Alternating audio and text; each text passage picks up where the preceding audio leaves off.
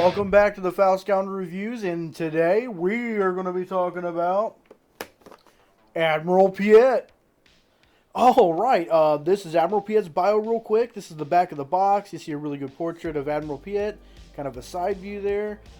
His bio reads, an ambitious Imperial officer, Piett rose through the ranks to captain and was assigned to the Super Star Destroyer Executor, Darth Vader's flagship. When Vader strangled Admiral Ozzel, Piett was granted a battlefield promotion to Admiral and given a grisly warning of the penalty for failure.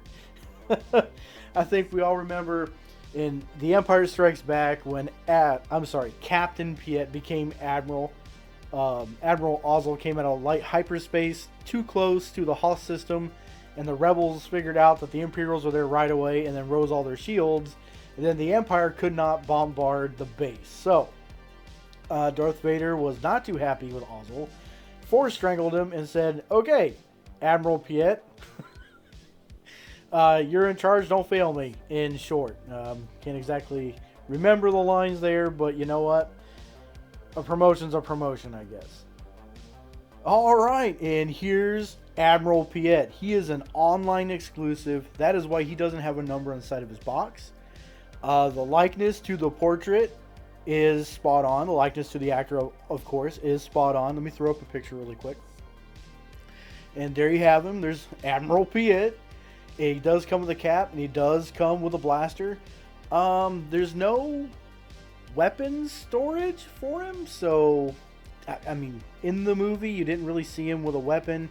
He was just commanding the Super Star Destroyer Executor and kind of gave orders. But the likeness to the character is spot on, and they got his uniform perfect to the movie. So you can't really ask any more from an action figure than that. I was totally excited to get him when I did. I got him in my early stages of collecting, and he's an online exclusive, so yeah, I ordered him. And I was surprised to find him so cheap. He was like 15 bucks, man. And the prices nowadays, he is between $15 and $20 average. And I was surprised to see that. He's from the most popular Star Wars of all time, which is Episode 5, The Empire Strikes Back. And he is probably the most popular Star Destroyer captain / admiral in the Star Wars stories. Arguably against Admiral Thrawn, but you know, he's not from a movie, so we're going to stick to the movies. Anyway, I was totally happy to get him. He is well worth the price, obviously. And it should be in everybody's collection. I mean, if you're going to do a diorama of any Death Star, any Star Destroyer, anything with the Empire, I need officers in the background. He'd be great. Especially if someone didn't really pay attention to the face. They probably just figured he's another officer. But for all of us who are total Star Wars nuts, we would notice probably right away. But must have. Gotta have him. If you don't have him, get him right now. He's on sale on Amazon. So pick him up. Well, at your own risk. We all know how Amazon is, right? You know, it's amazing to me how little you really need for a good action figure like this one. He has a blaster and a hat. That's all he really needs for any kind of diorama or army building. In the movie, the Admiral didn't even have that. He just had his hat, right? So Admiral Piett comes with a blaster, comes with a removable cap. I will say, this is one of those action figures that you know, of course, personally, I don't think it needs anything else to make it awesome. But what if we throw the idea out to Hasbro? Hey Hasbro, you have Admiral Piett.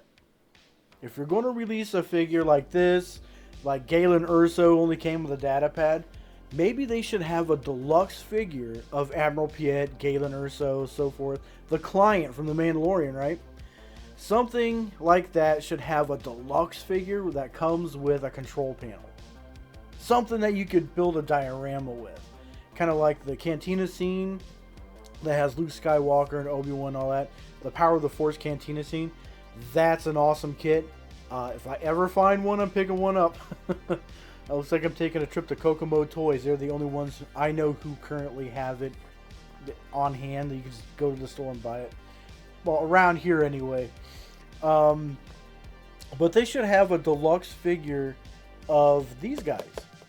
They should come with either a bodyguard, control panel, maybe just like a cardboard cutout of the Star Destroyer bridge, something you can sit him in front of, which you put him on a shelf.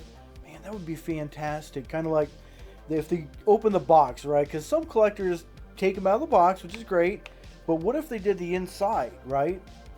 Like a Star Destroyer bridge, and you can unfold the box and have that like a diorama on the inside. You can unfold and create a scene with this action figure without building the diorama. That would be great. Man, Hasbro, listen up. Now, I've talked to a few people online about some of the Black Series coming out, and they don't have a lot of accessories, kind of like Admiral Piett here.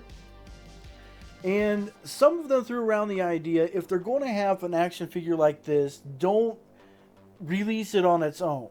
If you're going to, put it on a card bag.